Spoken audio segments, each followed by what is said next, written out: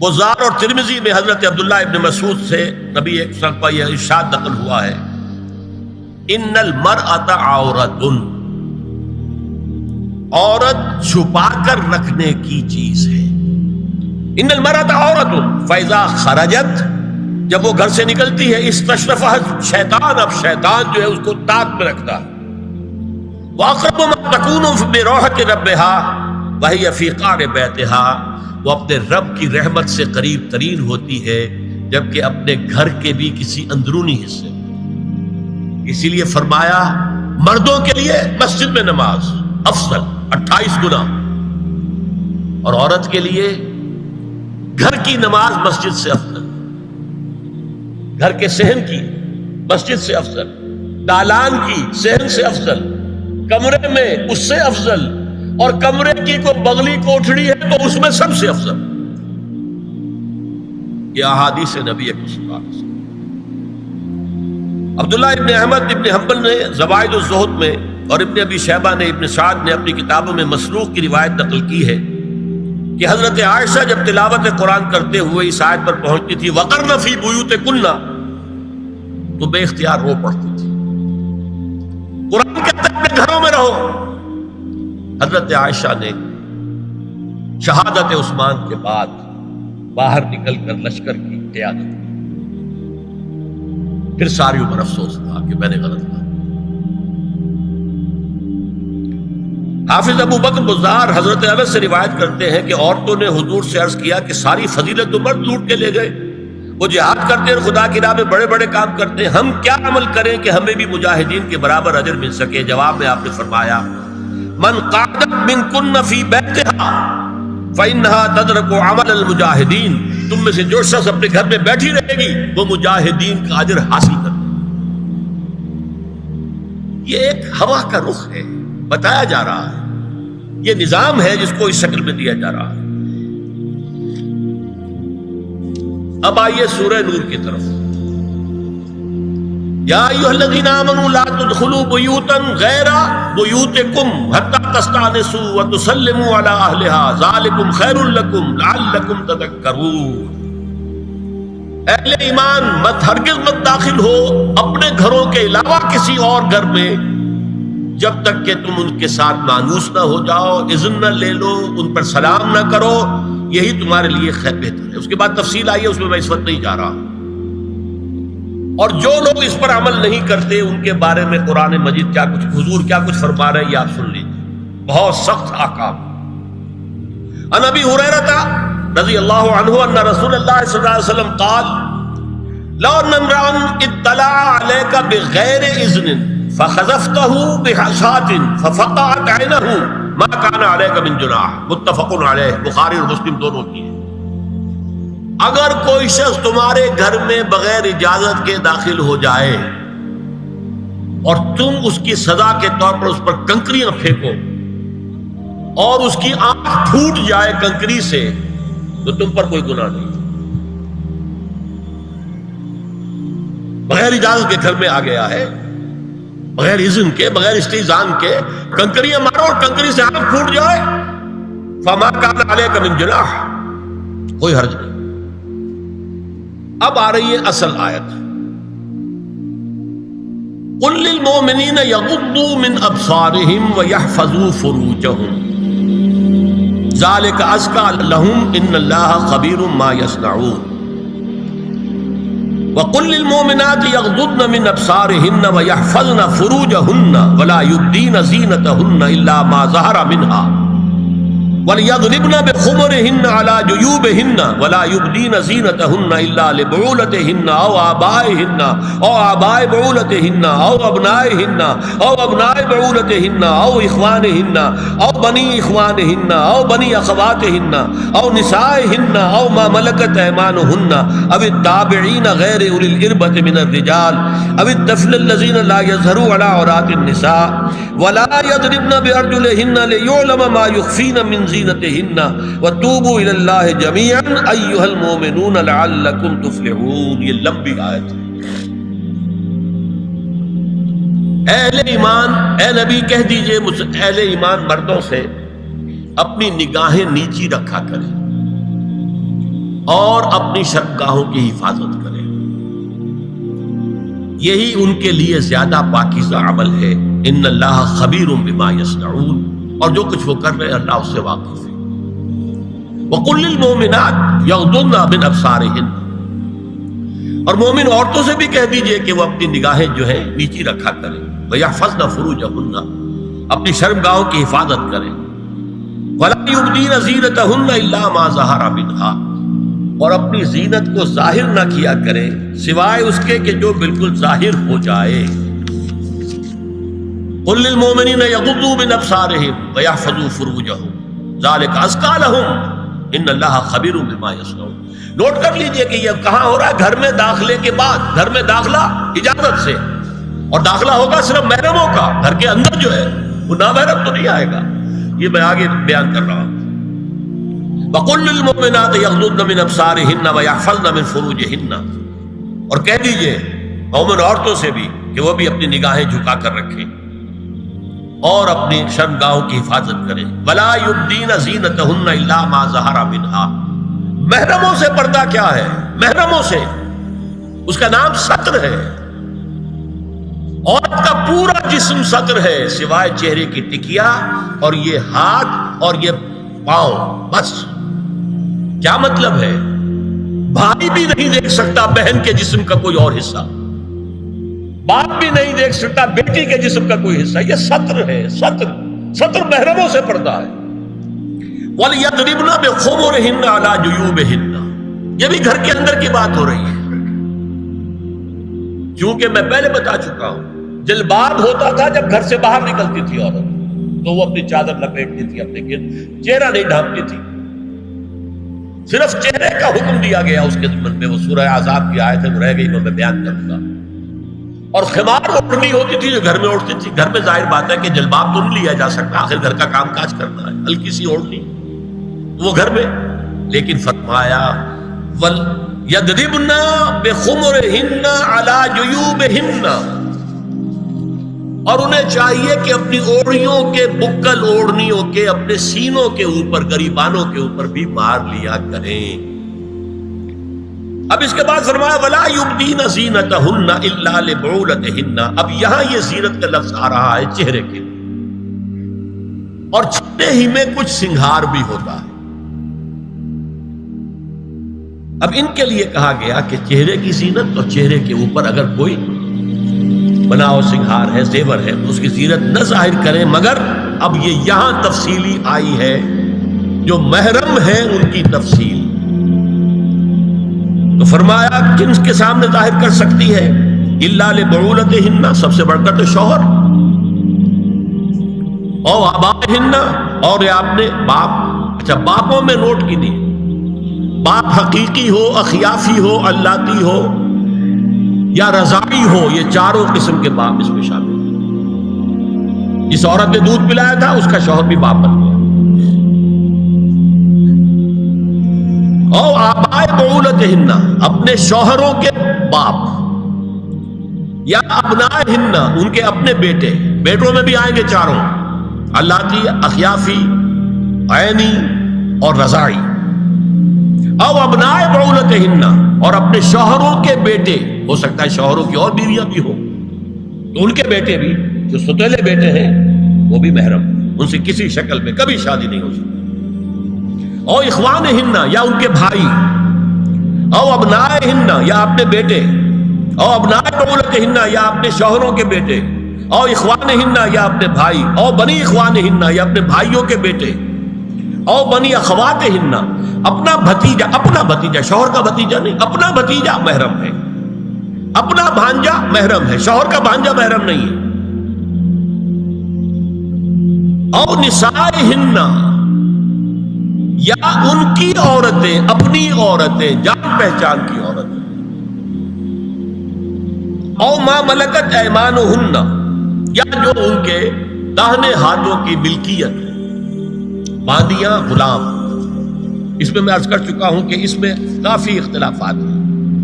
یہ بھی ہے کہ اس سے مراد صرف باندیاں ہیں، غلام مرد ہیں، یہ بھی ہے کہ مرد بھی ہے، اور یہ بھی ہے کہ مرد جب تک کہ وہ بالی ہوگا، لیکن میں اس بحث میں یہاں نہیں جانا چاہتا، یہ پھر فقہ کی بحث ہو جائے گی۔ اب التابعین غیر اولی الاربہ، کچھ ایسے لوگ بھی ہوتے ہیں، کوئی کسی کے گھر میں تو اندھا آدمی رہ رہا ہے، یا کوئی اور کسی وجہ سے کوئی مریض ہے، اسے آپ نے بنا دے رکھی ہے، انہیں عورتوں سے کوئی سروکار نہیں ہوتا۔ اب الطفل الذین لم یظہروا علی عورات النساء، یا وہ بچے کہ جن پر ابھی عورتوں کے پوشیدہ حالات واضح ہی نہیں ہے، پتہ ہی نہیں ہے انہیں، ابھی انہیں جنس کا کوئی احساس ہی نہیں۔ یہ ہے فہرست جو دی گئی ہے کہ جن کے سامنے عورت کھلے چہرے کے ساتھ اور اپنی جو اضافی زینت بھی ہو، کوئی زیور وغیرہ یا کوئی بھی سرما وغیرہ ڈالا ہوا ہے یا کوئی سرخی کو لگائی ہے معمولی سی، تو اس کے ساتھ آ سکتی ہے، اور یہ وہ رشتے ہیں کہ جن سے کسی حالت میں بھی نکاح نہیں ہو سکتا۔ آگے سنیے، وَلَا يَضْرِبْنَ بِأَرْجُلِهِنَّ لِيُعْلَمَ مَا يُخْفِينَ مِنْ زِينَتِهِنَّ، اور چلتے ہوئے اپنے پاؤں زور سے نہ مارے کہ ان کی زینت ظاہر ہو جائے۔ اگر کوئی پازیب پہنی ہوئی ہے، کوئی جھنجھنو وغیرہ ہے، تو اب اگر پاؤں مار کر چلے گی تو خواہ ذہن جائے گا بیٹھے ہوئے کا کہ کوئی ہاتھ نہیں جا رہی۔ یہاں تک اس کے علاوہ یہ بھی ہے، تعطر کے بارے میں فرمایا ہے کہ اگر عطر لگا کر کوئی عورت گھر سے نکلی ہے، اذا استعارت المرأة فمرت على القوم ليجدوا ريحها فهي كذا وكذا قال قولا شديدا۔ اس ابو داؤد کی روایت ہے، حضور نے فرمایا جب کوئی عورت عطر لگا کر، خوشبو لگا کر نکلتی ہے کہ لوگ اس کی خوشبو سونگیں یا اس کو اوپر مطلع ہو جائیں تو ایسی ہے ایسی ہے، بہت سخت الفاظ حضور نے استعمال کیے کہ جس کو راوی نے نقل نہیں کیا۔ عورت کے لیے خوشبو، عورت کی آواز کا پردہ ہے۔ اب دیکھیے کس حد تک نماز میں اس وقت عورتیں بھی شریک ہوتی تھی، اگرچہ حضور نے فرمایا مردوں کی صف بہترین سب سے آگے والی ہے اور سب سے بری صف سب سے پیچھے ہے، کیونکہ اس کے پیچھے پھر عورتوں کی صف ہوتی تھی، اور عورتوں کے لیے سب سے اچھی صف سب سے پچھلی والی ہے اور سب سے بری سب سے آگے والی ہے۔ سب سے آگے والوں کے سامنے پھر مرد ہوتے تھے، ان کی پشت ہوتی تھی۔ تو اسی طریقے سے اگر غلطی کی ہے تو مرد جو ہے کہے گا سبحان اللہ، امام سے غلطی ہو گئی ہے، مرد کیا کہے گا؟ سبحان اللہ۔ عورت کیا کرے گی؟ اپنے ایک ہاتھ کے پشت پر اپنا ہاتھ مارے گی، اپنی آواز نہیں نکالنی، آواز کا پردہ۔ چھونے کا پردہ یہاں تک ہے کہ حضور نے کبھی کسی عورت سے ہاتھ نہیں ملایا، اور آپ جب بیعت بھی لیتے تھے تو بس زبانی الفاظ کہلوائے اور کہا ٹھیک ہے بیعت ہو گئی، یا ایک کپڑا پکڑا، اس کا ایک سرا اپنے ہاتھ میں دوسرا سرا اس خاتون کے ہاتھ میں، یا ایک تشت کے اندر پانی بھرا، اس میں ایک طرف اس نے انگلیاں ڈال لی اور ایک طرف حضور کی انگلیاں۔ لیکن مسافر لا اسافر النساء، ایک دفعہ ہوا بھی کہ بعض خواتین نے جب بیعت کی ہے تو پھر انہوں نے ہاتھ آگے بڑھایا مسافر کے لیے، حضور نے فرمایا انی لا اسافر النساء، میں عورتوں سے مسافرہ نہیں کرتا۔ یا ایھا النبی قل لازواجک وبناتک ونساء المؤمنین یدنین علیہن من جلابیبہن ذالک ادنی ان یعرفن فلا یؤذین وکان اللہ غفورا رحیما۔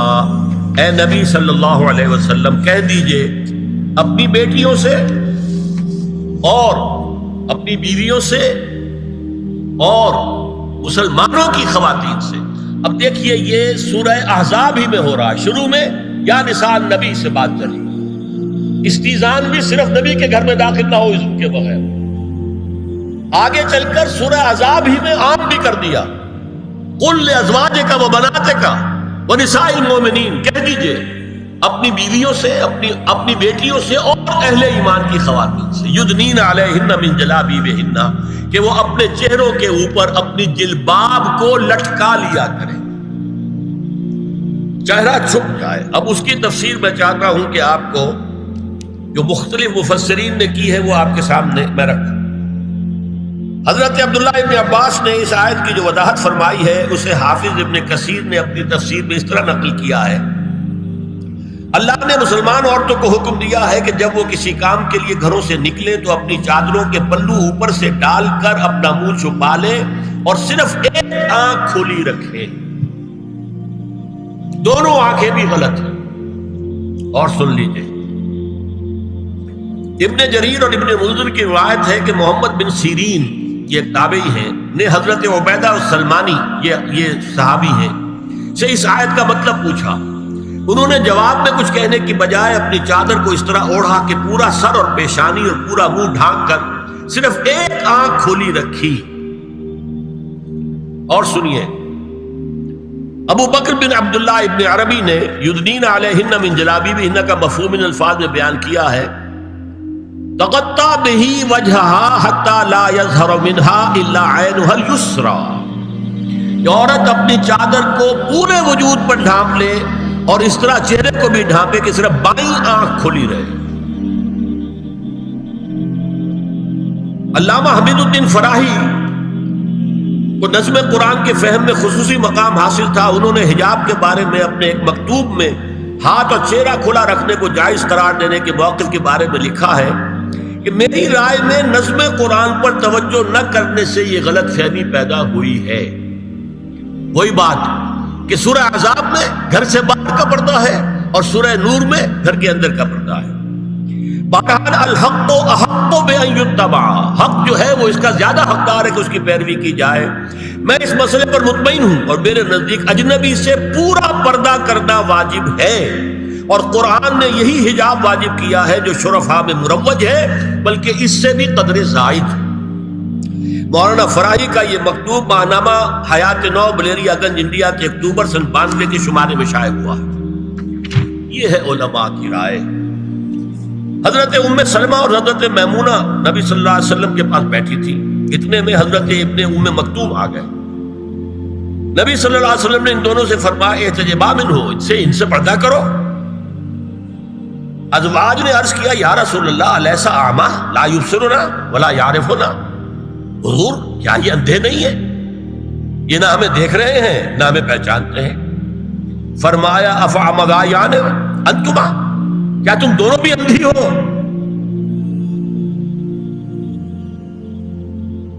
الا تبصران ہی، کیا تم نہیں دیکھ رہی ان کو؟ حضرت ام سلمہ تصریح کرتی ہیں ذالک بعد ان امر بالحجاب، یہ جب حجاب کا حکم آ گیا تھا تب حضور نے پھر یہ حکم دیا. اس کی وجہ کیا تھی؟ حضرت عبداللہ ابن مکتوم کا گھر میں آنا جانا تھا. تو اگرچہ اندھے ہیں لیکن یہ کہ یہ بار بار کا آنا جانا اس سے فتنے کا ایک دروازہ کھل سکتا ہے. اس دروازے کو بند کر دیا گیا. حضرت عائشہ کے پاس ایک نابینا آیا تو انہوں نے اس سے پردہ کیا. کہا گیا کہ آپ اس سے پردہ کیوں کرتی ہیں، یہ تو آپ کو نہیں دیکھ سکتا. جواب میں حضرت ام المومنین نے فرمایا لیکنی انظر الیہ، میں تو اسے دیکھ رہی ہوں نا. اور مرد کو دیکھے. البتہ یہ کہ عام حالات میں آپ بازار میں چل رہے ہیں، عورت جا رہی ہے، کوئی باہر نکلنا پڑا ہے، تو اس حالت میں اگر وہ مرد کو دیکھتی ہے تو اس میں در حقیقت وہ فتنہ نہیں ہے کہ جو گھر میں آنے جانے والے لوگ. اب ایک آخری مسئلہ ہے.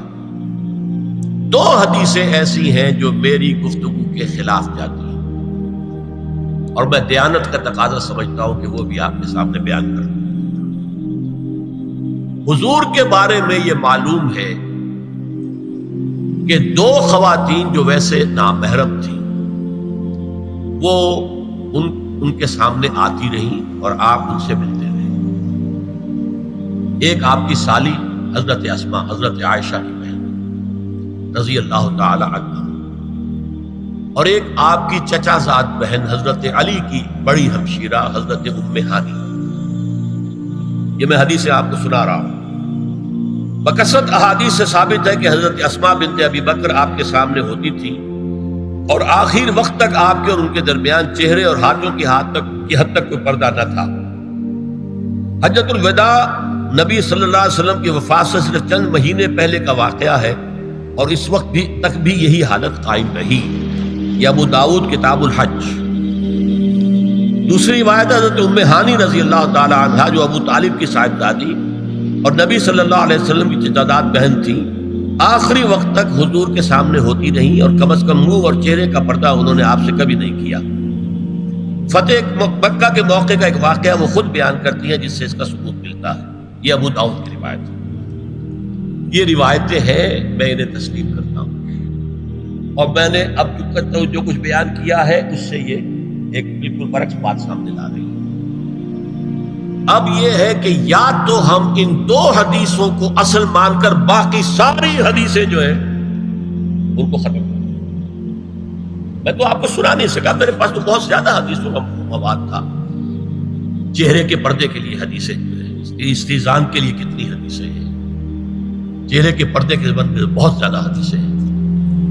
حضرت ام خلاد ایک خاتون تھی، ان کا بیٹا ایک غزوے میں شہید ہو گیا، وہ اس کے بارے میں کچھ پوچھنے کے لیے حضور کے پاس آئی، صحابہ بیٹھے ہوئے تھے، انہوں نے نقاب ڈالا ہوا تھا، منتقبۃ، نقاب کا لفظ بھی حدیث میں موجود ہے۔ اور یہ لوگ کہتے ہیں نقاب تو جو ہے یہ بعد کی پیداوار ہے، یہ لفظ کوئی ہے ہی نہیں۔ حجاب کا لفظ قرآن میں ہے، جلباب کا لفظ قرآن میں ہے، خمار کا ذکر قرآن میں ہے، اور یہ منتقبۃ نقاب ڈالی۔ لوگوں نے کہا عجیب عورت ہے یہ، اس کا بچہ شہید ہو گیا ہے، مطلب یہ کہ سخت صدمے کی کیفیت، اور یہ اس وقت بھی اس نے نقاب ڈالی ہوئی ہے۔ تو انہوں نے جواب دیا ان ارزو ابنی لا ارزو حیائی، میں نے بیٹا کھویا ہے، اپنی حیا نہیں کھوئی ہے۔